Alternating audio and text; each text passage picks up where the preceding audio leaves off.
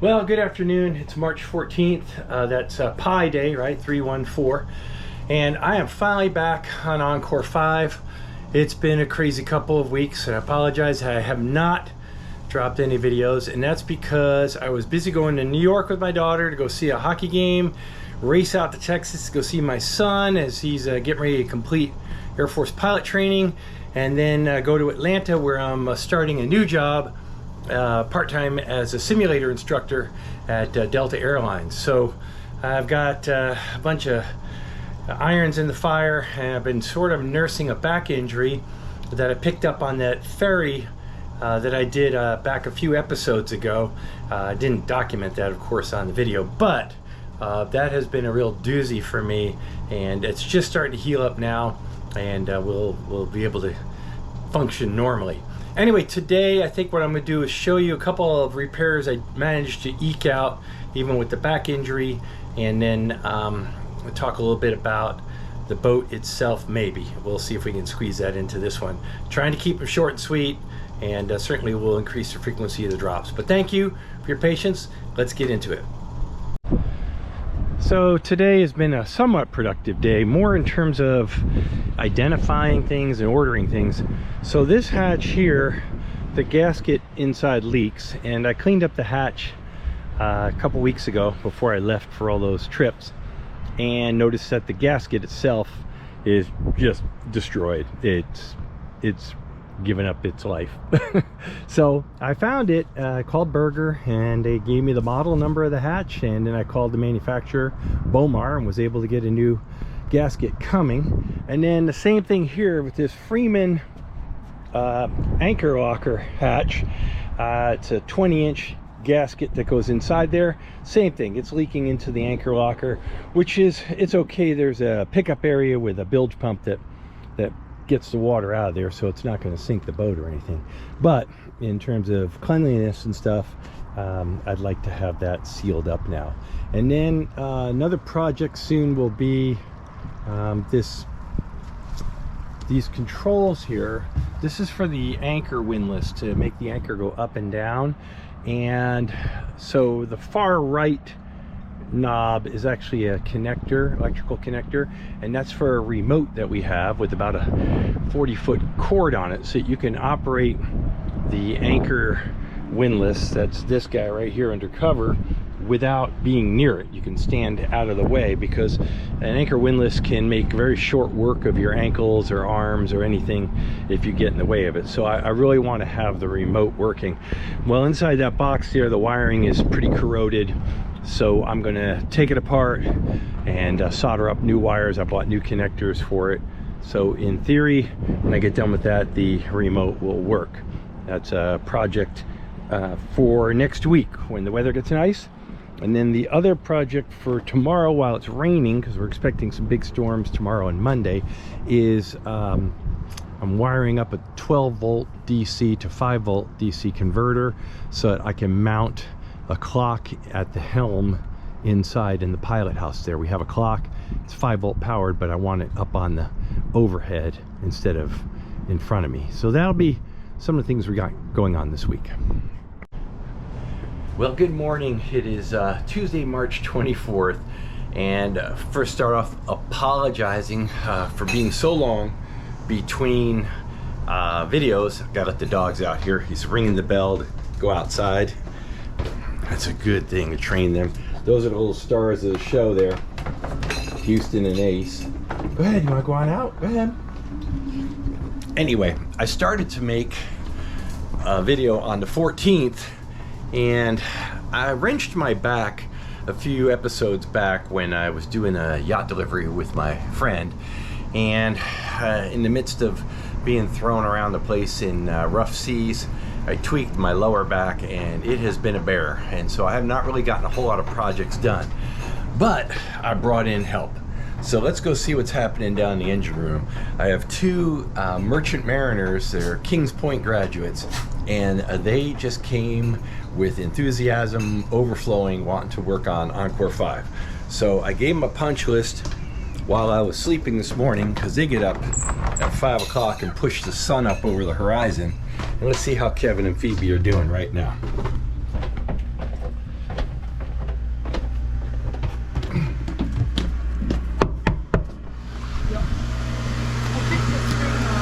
Look, there's Phoebe. Which? Hello! Oh, you got the blower screen off? I did. Oh, you're the bomb diggity. So I turned it and it's not hitting anything, but if you want to come take a look, they're taller. So well, I'll give you the boroscope and we can look up in there, right? The boroscope! You can go have some, you can have fun, make it do its little thing there. So yes, that's Kevin. And that's Phoebe.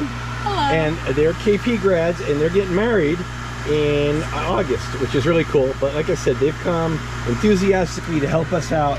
Kevin's been working on the bilge pump here, which we're replacing because the old one is kind of roached and the wiring's toast on it, and I think it's just a hazard for electrolysis. So there's probably only about a half a dozen of those 32 volt 2,000 gallon per hour pumps left in the world. So I managed to snag 2 of them. Yeah, right. When I bought them, it said like only 4 left, period. And I got the impression they weren't going to make them anymore. So anyway, we grabbed those and we're putting those in. And Phoebe's been tucked up down in here working on the well pumps. And oh, I see you got the garden hose out. Yes. Yeah, so you were able to figure out how to rinse that out. And then they were working on the Zerx fittings for the engine, which you said are much better. The Zerx fittings were insane. I had to put my whole body into it to open and close them. So anyway, we really appreciate you guys being here for it. There'll be more of this later.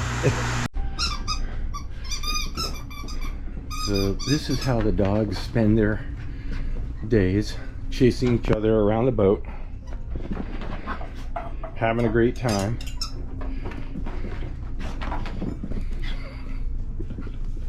Classic fun. Okay, I think this will record well enough without the wind noise.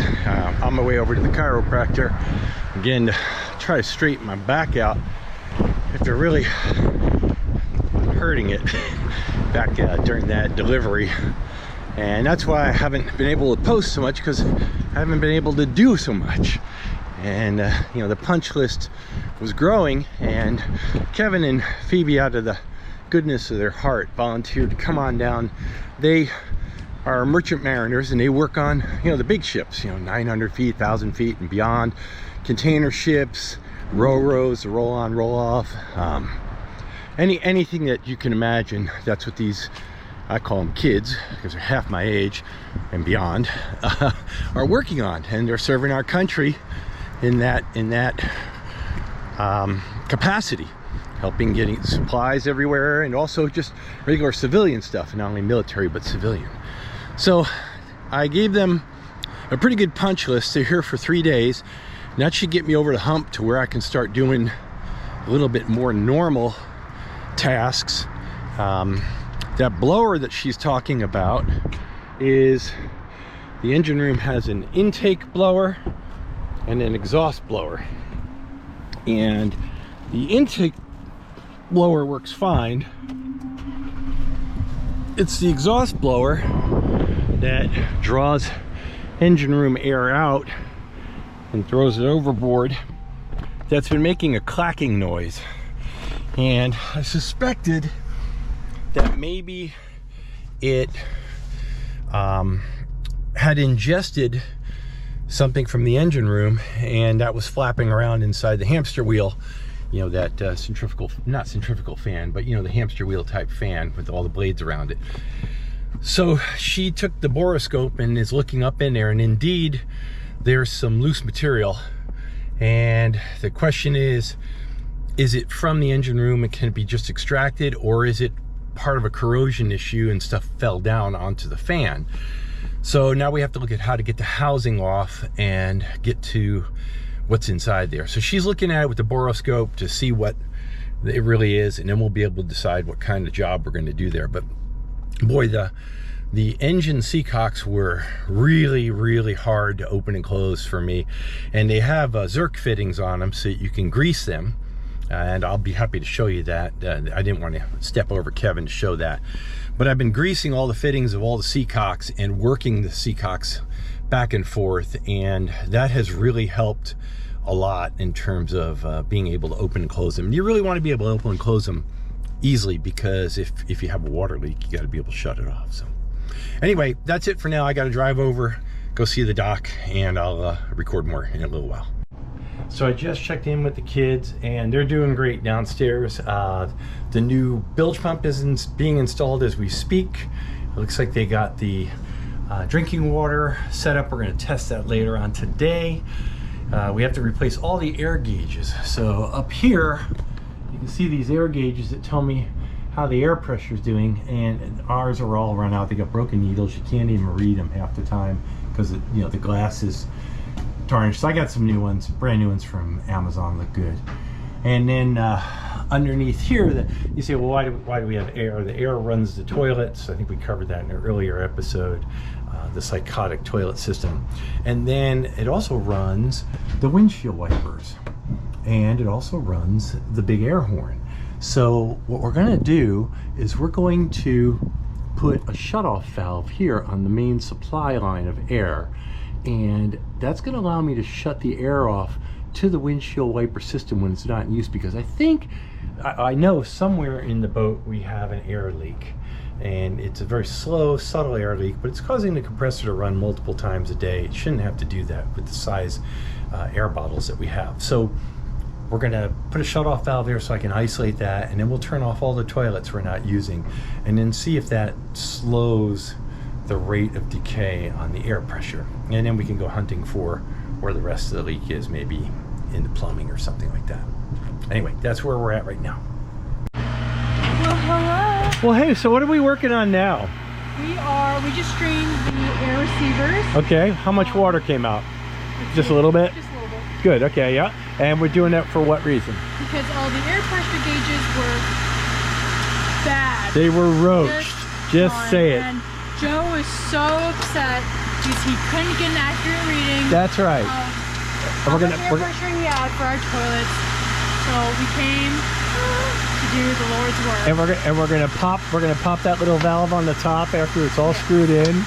This is awesome. I can't wait for the ones at the helm to be done. That's like the most exciting part for me. Cool. I gotta go get my other heat gun. I forgot I had a really good heat gun for doing the varnish instead of the little heat shrink gun. It's farther in that shelf, in that drawer. So, okay, cool. These guys are just the best. I swear, they're helping me out so much. I probably will never be able to repay them ever, but I'll try. Well, good morning again. It's the following day. And tripping over stuff on the foredeck. Gray day here in Hilton Head, and today we'll be working a lot on varnishing. So we started scraping this railing down, get it down to the bare wood, and then today we're going to wash it and possibly lightly sand it, and then we'll start with a 50-50 mixture, varnish and thinner, and then we'll hit it with 75-25 for the second coat, and then it'll be full strength coat after coat on that. And the idea is to get it to start looking like this again, and we're going to kind of work our way around the boat and try to get a lot of this varnish back up to snuff. I've been so focused on the mechanical stuff that we haven't been able to work much on the exterior, on the varnish and on the paint. But of course it's been cold too, so it's not really conducive to that. Anyway, I'm going to sign off on this episode. Kevin and Phoebe are working diligently trying to find the loose panel that's in our exhaust ductwork. It's the engine room exhaust fan, and it just makes a clacking sound like I was talking about in the car. And there's a panel that's loose inside the ductwork, but we can't figure out where that panel came from. So maybe it fell out from the ductwork, and that's what we're looking for. Anyway, till next time, take care.